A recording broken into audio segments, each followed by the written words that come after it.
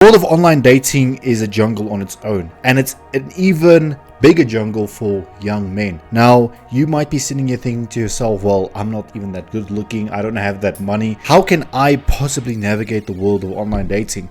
Well, my friend, you've tuned into the right video. And in this video, we are going to be discussing 3 simple things that you can do to improve your online dating experience as a young man. If you are not yet subscribed to this channel, well, make sure you do so, because 80% of you watching this video right now aren't subscribed, and I absolutely cannot understand how you take your time, click on the video, start watching the video, but you can't take 1 second to subscribe. Stay tuned, because these 3 things are essential for your success in the online dating scene. Let's go. My first point is a little bit contradictory. Now, everyone will always tell you to dress in a certain manner, right? Dress neatly, wear a tie, wear a nice shirt. And although I do agree with that, the most important thing that you need to do is present yourself for who you are. If you are a hippie, well, dress as a hippie. If you're a businessman, you dress as a businessman. If you are just a guy who dresses casually, just dress the way you always dress. There's no need for you to pretend to be something that you are not. Rather, embrace and show people who you really are. And if they don't like it, well, they can simply scroll past it. But just think about it. If you keep up this facade, or you present yourself in a certain way and later act differently, that's going to put people off. Once you go on that first date and the girl sees that you're different, well, what is she going to think? She's going to think that you're a liar. And that's going to be the end of that.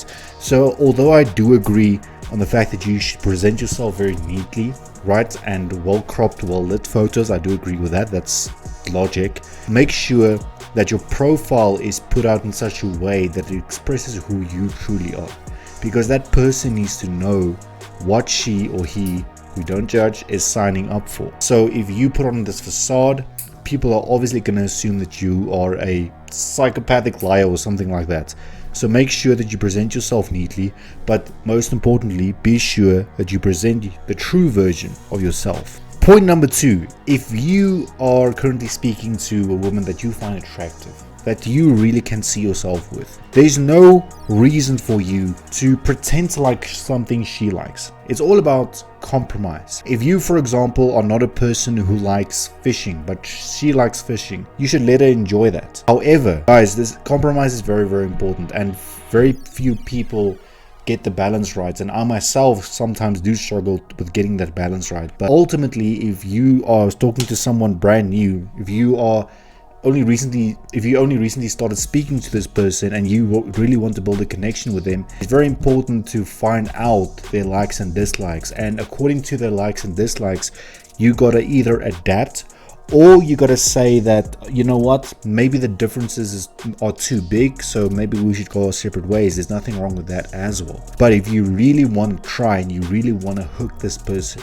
you really want to reel them in, you need to be willing to, yes, know what they like doing. Don't pretend that you like it as well. Stay true to who you are. We spoke about that in point number 1. There's no need to pretend. It's all about being authentic and compromising. Thirdly, and to end off this video with, be clear about your intentions. Now, let's be honest. Most of these dating apps, unfortunately, cater to hookup culture. That's just the raw truth of it. It's very seldomly that you find true connections on these apps. And yeah, there are a few stories of people who've met on these apps and who got married and who live happily ever after. But be realistic about your expectations.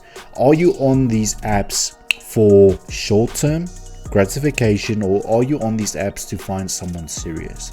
And I can tell you right now from personal experience that unfortunately most people are on these apps for the short-term gratification. That's not discrediting you, and that's not, being negative about it, but just be realistic and consider the fact that most people might be on there for short-term gratification. So at the end of the day, even though this video is about online dating, you are better off meeting that person in person. Make sure that you are subscribed to Goals and Growth for more. I'll see you next time.